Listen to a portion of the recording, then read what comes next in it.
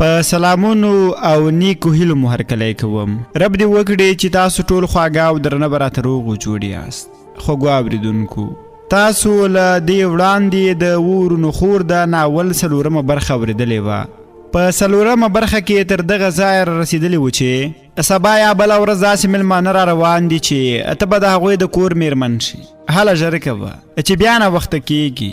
دواړه یو ځای د کور په کارونو بوخت شو.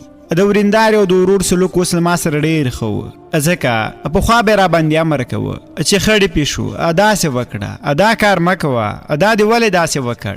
داسې کار څوک کوي، خو اوس یې نو پوره بدلون کړی و. بلې خوږو اورېدونکو، دا چې اوس د ناول په 5مه برخه کې څه کېږي نو ملتیا مې وکړئ. پیل کوو د وورونو خور د ناول په 5مه برخه.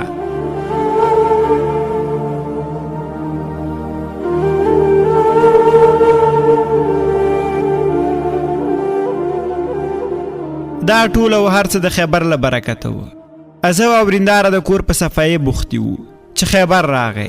کله چې دواړه یو ځای په کار ولیدو ویې ویل ماشاءالله څومره ښه ښکارې، الله مو تل همداسې سره لره. تاسې چې د کور په هر کار کې لاسونه سره یو کړ، هغه کار که تاسو په ساعت یا 2 کې خلاصوئ نو په نیم ساعت کې بیا په شریکه خلاصولی شئ. او رښتیا برېښنا ته یو ځل دلته راشه، د موټر نه دغه توکي را سره ښکته کړه، ځکه چې سبا ته ستا خبره نیمګړې پرېښوده. راته مسکی شو. له موټر نه مو سامان را ښکته کړ. خیبر بیا ټینګار کوه چې سبا ته د میلمنو ښه قدر او عزت وکړو او په اخلي باندې ښه خواري وکړئ. د خیبر په دومره ټینګار باندې زه لږه شکمنه غوندې شوم. اما ویل هسې نه چې خیبر او د خیبر مور او پلار د کوم بل چا سره خبرې نه وي کړې. دا څه موده مې له جمشید سره اړیکې پرې شوې وي. ټیلیفون رانه خیبر اخیستی و، ځکه خیبر چې په لومړي ورځ باندې راوستم ما ته دا خبره وکړه چې ټیلیفون اوس نه درکوم. هسې نه چې زما د جمشید جوړه خبره ورانه کړې. شیطان راته بېلابېلې خبرې کولې. کله به مې فکر کوه چې د دوی کوم چل نه وي، هسې نه چې جمشید مې له لاسه ووځي. کله به مې بیا فکر کوه چې خیبر خو ځکه کور ته راوستې چې دوی خپل مقصد لري. په تا یې کوم زړه نه دی بد شوی. د ورېندارې او ورور چلند کې مې بدلون راغلی. دوی ضرور کوم بل پروګرام لري. خو چې کله به مې د خیبر معصومې څېرې ته وکتل نو بیا به مې له ځان سره وویل نه، داسې نشي کېدی. خیبر له ما سره څومره مرسته او همکاري وکړه، خیبر به اوس له ما سره ولې داسې دوکه کوي؟ هیڅ نه پوهېدم. نن شپه راته د کال غوندې اوږده شوه. د ماسخوتن 9 بجې به وي چې په ډار او ویره د خیبر کوټې په لور روان شوم. کله چې د خیبر کوټې ته ورسېدم دروازه بنده وه. ورو غوندې مې 2 ټکه دروازې ته ورکړ. ښه وه، خیبر لا ویده نه وه. دروازه یې خلاصه کړه. راته یې وویل برېښنا څه خبره ده؟ خیر خو به وي. ما په بې جرأتۍ سره وویل که ټیلیفون یو ځل راکړي چې جمشید ته پرې زنګ ووهم. خیبر له ځان سره غلی وخندل. د المارۍ په لور لاړو. ټیلیفون یې راواخیست، را یې کړ. راته یې وویل ها واخله، خو ګوره په ارامه سره خبرې وکړه چې مور او پلار مې در باندې خبره نه شي. خیبر دروازه پورې کړه. زه په چابکو قدمونو کوټې ته راغلم. دروازه مې پورې کړه. په خپل خیال، په خپل فکر او په خپل ځان مې لعنت ووایه، ځکه خیبر له ما سره څه ډول سلوک کوي او ما ورباندې څه ډول فکر کوه. شیبه وروسته مې جمشید ته ټیلیفون وکړ. د څو زنګونو له تېرېدو وروسته اړیکه پرې شوه. جمشید ټیلیفون پورته نه کړ. بیا مې دا ځل جمشید ته ټیلیفون وکړ. په خوبولي غږ یې وویل الو. زه غلی وم. د خبرو کولو جرأت مې ونه کړ. جمشید یو ځل بیا غږ وکړ. الو، خبرې ولې نه کوې؟ څه وږي چې په دې نیمه شپه دې ټیلیفون کړی؟ زه پوه شوم چې جمشید په خوب کې دی، هسې نه چې اړیکه پرې کړي او ټیلیفون له یوې مخې پسې بند نه کړي. نو غږ مې پرې وکړ. زه یم برېښنا. جمشید وویل ښه شیطانې څنګه وخت دې څرنګه تېرېږي؟ په خدای ډېره مې یادېږي، ډېر درپسې خفه شوی یم. اما ویل د الله فضل دی ښه یم، خو نن ډېره ووېرېدم. جمشید وویل ولې؟ څه خبره ده؟ له څه وېرېدې ګرانه؟ په دې وېرېدم. اما ویل هسې نه خیبر او د خیبر مور او پلار کوم بل چا سره خبرې نه وي کړي او تا رانه جدا نه کړي. ګوره ګرانې، شک د ایمان زیان دی. دا ډول ګمان په چا مه کوه. خیبر څومره صادق او په زړه سپین زلمی دی. هو والا، نن چې مې د ټیلیفون غوښتنه ورنه وکړه چې څه یې ونه ویل نو وروسته زه هم پښیمانه شوم. ته په خپله لیونی، په بل چا هم د لیوني فکرونه کوي. ښه زه خیر، دا خبرې پرېږده. سبا به زما مور و پلار درځي، ستا دسمال به راوړي، خو زه ډېر خوشحاله یم، په جامو کې نه ځایږم. ستا ښکلا، ځواني، دنګ او نرۍ ونه، ګلابي شونډې، ګل ګله ننګې، خو زه یې په غم اړولی یم، خو چې نور مې په غم وانړوي. ما وخندل او جمشید د خبرې سره هغه سندره را یاده شو چې زما لندې شوې، نورې سترګې په نم وانړوي، بل څوک زما په شان جانانه په غم وانړوي. ناصحه هسې د زړه مچه و قرار به نشم، د محبت نه خو به ما په قسم وانړوي، بل څوک زما په شان جانانه په غم وانړوي.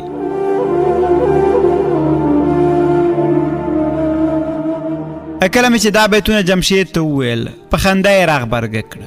څنګه برېښنا جانې، لکه چې شاعره هم شوې. ما ویل شاعره نه یم، خو ستا خبرې سره دا سندره را په یاده شوه چې ما ته ډېر خوند راکوي، ډېره یې اورم. د جمشید سره مې ساعت یا څه کم ساعت خبرې وکړې چې اړیکې مې پرې کړه. بېغمه په کټ کې پرېوتم. سهار وختي چې له خوبه را پاڅېدم، د لمانځه او له چای څښلو څخه وروسته مو د اخلي پخلي تیاری پیل کړ. د وریندار خویندې سهار وختي راغلې وي او ځینې نور نږدې خپلوان هم راغلي وه چې ما او له وریندار سره د کور په کارونو کې زیاته مرسته وکړه. زه لا په اخلي پخلي بوخته وم چې وریندار او د وریندارې خویندې راغلې. زه یې له لاسه ونیولم، راته یې وویل ژر ژر کوه، ځان دې سینګار کړه، هغوی په لار کې دي، رانږدې شوي دي. ته تر اوسه په نغري کې څه کوې؟ زه یې کوټې ته بوتلم او ښکلې او نوې سرې جامې مې بدلې کړې. وریندار مې وویل زه ځم نغري ته، تاسې تر هغې د برېښنا څېره ښکلې او سینګار کړئ چې غوښتونکي واپس همداسې لاړ نه شي. د وریندار خویندې چې ډېرې مینه ناکې جنکۍ وې، په ما یې ټوکې هم کولې او زما سینګار یې هم کوه. کله چې زما له سینګار نه وزګارې شوې، زه یې مخامخ عینې ته ودرولم. د وریندارې خور قصدي راته وویل ماشاءالله، له نظره مه شې، داسې لیونیان به څوک وي چې تا وویني او د نه ځواب درکړي. قصیدې په خندا پسې زیاته کړه. په خدای که زه هلک وی، که ته رانه کوم بل چا کړی وی. د قصیدې دې خبرې سره موږ درې واړو بیا وخندل، خو غزلې قصیدې ته وویل څه چې بیا دا ډول خبرې ونه کړې. که زه هلک وی، برېښنا به زما وه. دې خبرې سره یو ځل بیا موږ درې واړو وخندل. قصیدې وویل برېښنا به هم د ژوند ملګری پیدا کړي او بیا به یې خبرې همداسې نیمګړې پرېښوده، ځکه کوټې ته وریندار راغله. قصیدې ته یې وویل راځئ برېښنا هم در سره راولئ چې د ډوډۍ خوړلو نه مخکې دوی یو ځل باید برېښنا وویني. ورینداره مخکې شوه. زما ښي لور ته غزله او کیڼ لوري ته قصیده روانه وه چې د یو ټولي ښځو منځ کې کېنولم. ما له شرمه چاته لاس هم نشو ورکولی. کومې ښځې چې راغلې وې ټولې پر موږ درې واړو راتاوې وې. د جمشید مور غږ وکړ کتلو ته ضرورت نشته، ځکه برېښنا ما څو ځلې لیدلې ده، بس یوازې د ګوړو ماتول او د دسمالونو ویشل پاتې دي. دې خبرې سره یوه نجلۍ په انګړ کې ولاړه وه. د موټر په لورې منډه واخیسته. د موټر نه یې ټیپ راښکته کړ.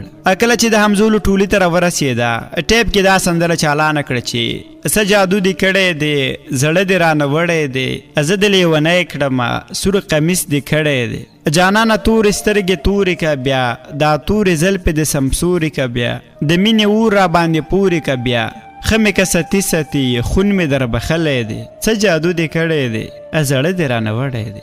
ټولو همزولو کې حسینه یې ته، لکه سپوږمۍ په شان ته سپینه یې ته، ټوله وفا یې مینه مینه یې ته، ستا ناز او ادا باندې ما زړګی بیللی دی، څه جادو دې کړی دی، زړه دې رانه وړی دی.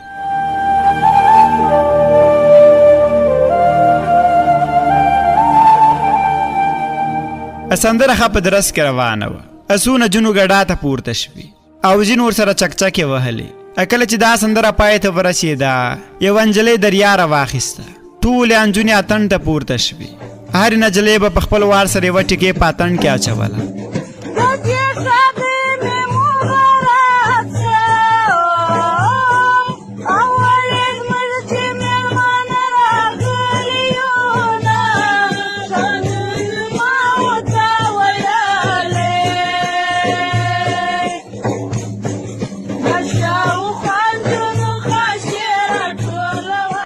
په سترګو ړوند چې راته ګوره، د چمچمار په شان غړی در پسې وړمه. کله چې انجونې په اتڼ او په ګډا ستړې شوې، ګډه یې بس کړه. د ډوډۍ تیاری یې ونیول شو. د راغلو میلمنو ښه قدر او عزت کېده. له ډوډۍ خوړلو وروسته د جمشید پلار او ځینې نور خپلوان کور ته راغلل. د کېناستلو سره سم ورته خیبر دسمال راوړ. د جمشید د پلار مخې ته یې کېښود او په خپلو کې یو بل ته مبارکي ورکړه. د جمشید پلار چې دسمال پورته کړه د دسمال پر ځای 100 روپۍ کېښودې د دسمال په یو کونج باندې ببرې شنې پاڼې ټومبل شوې وي. ادا زموږ په سیمه کې د شنه کېدو یعنې د زامنو د مور کېدو انګیر نه دی. په بل کونج کې څو پیچلې ټومبلې وي. ادا انګیر نه د مالدار کېدو و. په بل کونج کې د وریځو دانې ټومبلې وي چې وړې نه شي. او په څلورم کونج کې مالګې تړل شوې وه چې یو تر بل نه مک شي. ادا په دې معنا چې د کوم چا د کور مالګه چې وخوري یا وڅکي نو د هغه د کور والا سره به بد نه کوي. او د دسمال په منځ کې یوه افغانۍ د سپینو زرو ګنډلې وه. دغه راز په دسمال کې یو خلطه خواږه، یوه عینه، یو شیشې بوتل عطر، یو صابون او 15 هګۍ ایښودل شوې وي. د جمشید د پلار له پاڅېدو سره ټول پورته شول. اشور ماشور شو. له چا نه چپلکه ورکه وه، له چا نه بکرې ورکې وي، خو ټول زیات خوشحاله وه. دسمال یې یووړ. لږه شیبه تېره شوې نه وه چې د ډزو اواز مې تر غوږ شو. زه ژر کوټې ته لاړم. وویرېدم. اما ویل هسې نه کوم مشکل پیدا شوي نه وي. ژر مې جمشید ته ټلیفون وکړ. په وارخطایۍ مې ترې وپوښتل جمشید ته چېرته؟ دا ډزې دې څه دي؟ جمشید وخندل. ای ساده ګلې، زما انډیوالان او د کلي ځوانان راغلي دي چې له موږ سره خوشحالي یو ځای ولمانځي. ته صبر برېښنا، اړیکه مه پرې کوه، لاین کې اوسه. زه ژر وځم چې هغوی ته دسمالونه ورکړم، ځکه دا زموږ رواج دی چې څوک ډزې درته وکړي هغوی ته باید چې دسماله ورکړي. که ور نه کړي بیا درپسې خاندي. د جمشید خبرې مې واورېدې چې یو چا باندې غږ وکړ، ژر کوه دسمالونه راواخله، ځوانان ولاړ دي چې هغوی ته یې ورکړو. جمشید چې د باندې ځوانانو ته دسمالونه ورکول، ځوانان ټول ډېر خوشحاله ول. جمشید ته مبارکي ورکوله. جمشید چې کله کور ته را داخل شو ما ټلیفون هماغسې غوږ ته نیولی و. هر څه مې اورېدل. جمشید غږ کړ، الو برېښنا جانې. ما ویل هو اورم. ښه وبخه، انتظار مې ډېر در باندې وکړ، خو زه در سره نور لاین کې نشم پاتې کېدلی ځکه میلمانه زیات دي. زه باید له هغو سره په حجره کې کښېنم. ما ویل سمه ده، ورځه ورشه، له همزولو سره کښېنه. زه به هم له ورېندارې سره د کور د لوښو وینځلو او راټولولو کې مرسته وکړم. جمشید وویل بس یوازې دا سندره خو واوره چې بانګړ کې نجونې غږوي او ګډا ورته کوي. سندره لږه واوره. کله چې ستړی شوې اړیکه دې پرې کړه، ستا لپاره به یوه شیبه تم شم، بیا به حجرې ته لاړ شم. جمشید چې انګړ ته ورنږدې شو د سندرې غږ په ټلیفون کې راغی. دسمال یې راوړ، زونډې پې پورې، پې بوره مشې د هلک مورې.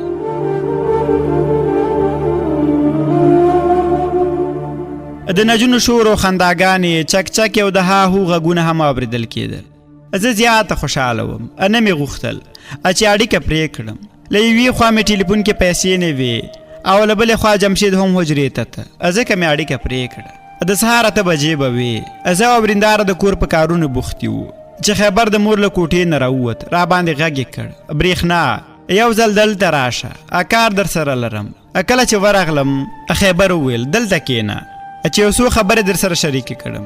د جمشید پلار د ولور پیسې ټولې راکړې دي او سا هم ټول کالي او سامان پوره شوی دی. 3 ورځې وروسته شاید ستا د نیکروزو شپه شي. آیا ته په دې باندې راځې؟ زه غلی وم، هېڅ مې ورته نه شو ویلی. خیبر یو ځل بیا وویل برېښنا هیله کوم ځواب راکه، آیا ته راځې یا نه؟ زما په سترګو کې اوښکې ډنډ ولاړ وي. مور مې سترګو ته کېده. له ځان سره مې وویل که مور مې اوس ژوندی وی څومره به خوشحاله وه، خو افسوس چې مور مې ارمانجنه ګور ته لاړه. د مور مې څومره ارمانونه وه. په ډک زړه مې خیبر ته ځواب ورکړ، هو زما رضا ده. خیبر بیا وویل کوم شیان چې تا ته اخیستل شوي څه خو به پکې کم نه وي چې درته وایخلم. د نه په دود مې ورته سر وخوځوه. خیبر پورته شو، راته یې وویل برېښنا تر څو چې زه ژوندی یم هېڅ کوم کار ته خفه نه شي. زه به تر اخري سلګۍ ستا په خدمت کې یم. او نور روان شو. په تلو کې یو ځل بیا وویل برېښنا که څه ته دې ضرورت شو ما ته ټلیفون وکړه. زه یو ځل بازار ته ځم، سودا اخلم، بیرته ژر راګرځم. ما ویل سمه ده، په مخه دې ښه. خیبر چې لاړو زه یو ځل بیا سوچونو او فکرونو په مخه کړم. د مور هره خبره مې په ذهن کې تاوېده. زړه مې را ډک شو. غوښتل مې د مور قبر ته لاړه شم، خو را یاد شول چې خیبر بازار ته لاړ او ورېنداره به مې پرې نه ږدي. خیبر ته مې ټلیفون وکړ، که ډېر لرې نه یې تللی یو ځل راستون شه، اما یو ځل د مور قبر ته بوځه. خیبر وویل لیونی دا دې درغلم، ابو به دې ځم، لږه شېبه وروسته خیبر راغی. زه یې سیده د مور قبر ته ورسولم. کله چې مې په مور دلی خاورې ولیدې په ژړا شوم. مورې ولې دې دومره ژر یوازې پرېښودم؟ مورې ستا د غېږ په شان نرم ګرم ځای به زه په خپل ژوند کې هم پیدا نشم کړی، نه به بیا ستا د غېږې بوی حس کړم. مورې کوم ارمان چې تا درلود هغه پوره شو، خو ستا په نشتون کې. مورې اوس که د دنیا ټولې خوشحالي ماته راکړې زه به یې څه کړم؟ خدایه زه دې ولې دومره بدبخته پیدا کړم؟ ولې په څه ګناه؟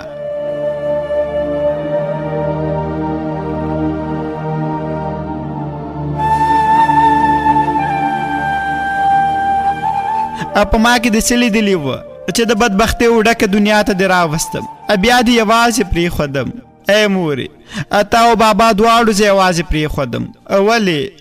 ولې اخر ولې؟ زه به مو هم له ځان سره بیولی وی که نه؟ خیبر په اوږه لاس راکېښود، راته یې وویل برېښنا بس که نوره مه ژاړه. کله چې مې خیبر ته سترګې ورپورته کړې د خیبر تورې سترګې تکې سرې اوښتې وې، سترګو کې ډنډ وښکې ولاړ وي. زما زړه نور هم راډک شو. د پلار قبر ته ورنږدې شوم. په سلګو مې ورته وویل پلاره تا ته وایم مور کې یوازې پرېښودم رانه تله، تا ولې یوازې پرېښودم؟ تا ولې زه له ځان سره نه بیولم؟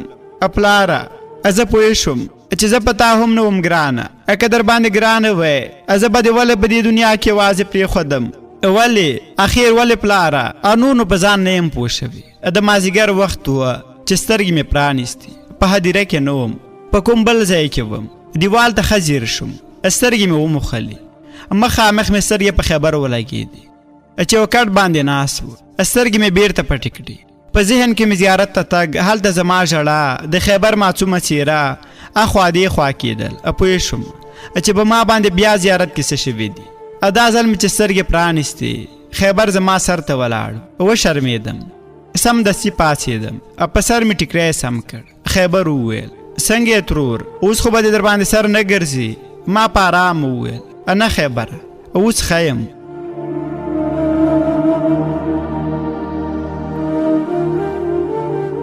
دا وه د وورونو خور د ناول 5مه برخه چې ما نظیف الله صالح درته وړاندې کړه. د ناول تر 6مې برخې چې یو ځل بیا ستاسو درنه چوپړ ته راځم، تر هغې مو په پاک رب سپارم. هر چیرې چې یاست ښاد آباد د مینې ډک ژوند ولرئ. بې مینې بې جانانه مه شئ. ښه وختونه.